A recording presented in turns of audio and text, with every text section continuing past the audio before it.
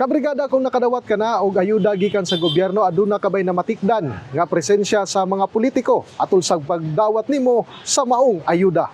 Kini ang gusto nga subayon ni Davao City 2nd District Councilor Al Ryan Alejandre. Kalabutan sa presensya sa mga politiko panahon sa paghatag og ayuda sa gobyerno. Din pipila niini mga kandidato sa lokal nga posisyon sa syudad sa umaabot nga eleksyon.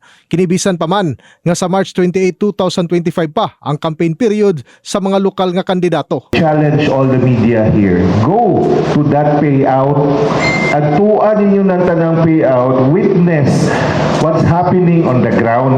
Samtang una nang nagbutyag ang Department of Social Welfare and Development 11 nga dili nila makontrol ang presensya sa mga politiko panahon sa paghatag og ayuda tungod aduna usay partisipasyon ang LGU sa pagpahigayon niini. Nga pagigistorya or istoryahan natong tinuuray mo sampit gyud ta sa LGU. And LGU is governed by these officials, no? And dili na to sila there is a clear na line ba nga dili sila pwede mamulitika during the distribution.